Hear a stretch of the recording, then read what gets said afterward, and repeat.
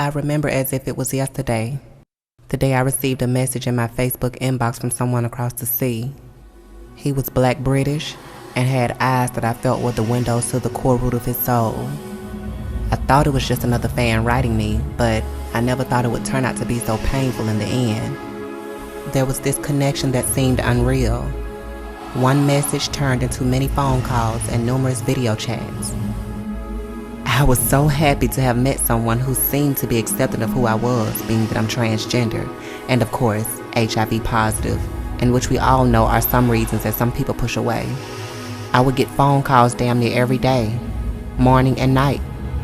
Things started to move forward in somewhat of a swift manner. It seemed too good to be true. All I know is that I started to fall for him. It seemed as though he began to fall for me too, or at least that's what I strongly felt.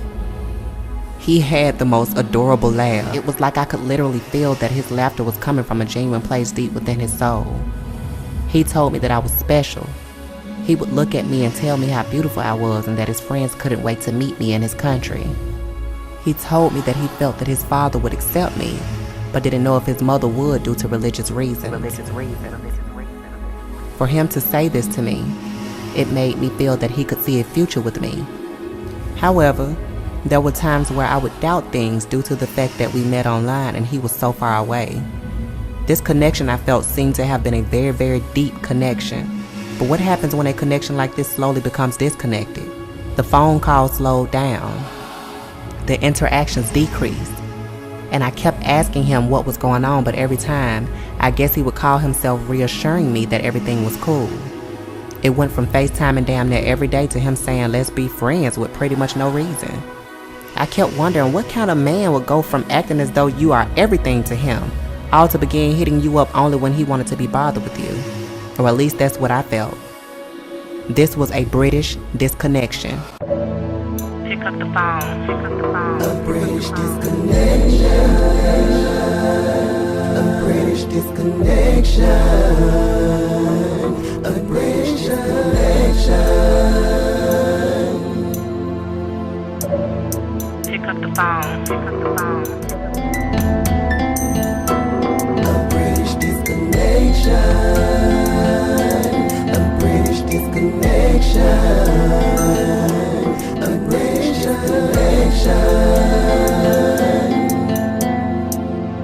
Pick up the phone. Pick up the phone. A British disconnection. A British disconnection.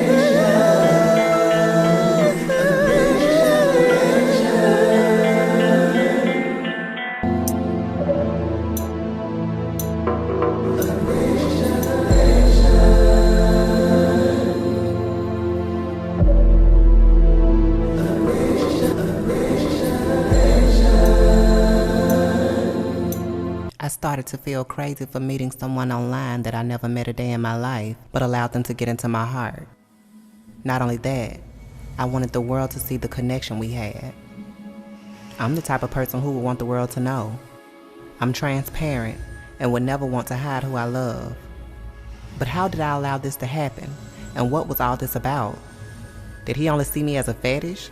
Since I know some guys only have one thing on their minds, and that's sexual activity. Was it all a game? So many questions. Crazy how when there is no closure or clarity, the mind will wander a million different places, coming up with many reasons why it happened. The daily confusion it caused me was discomforting.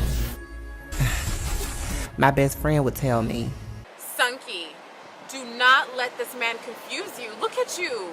You're a queen. If he can't see that and treat you the way you deserve to be treated, he's gotta go. He's gotta go.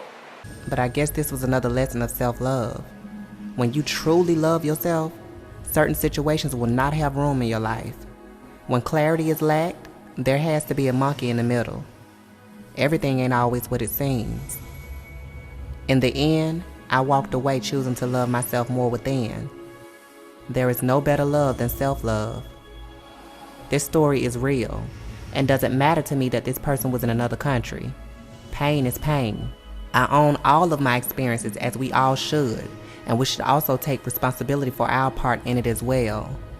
I can't go on expecting every person I meet to be like the rest. I still believe in the possibility of love, but now I know wholeheartedly that love is reciprocal. It's a new day for me. I am Sunkee. Sunkee.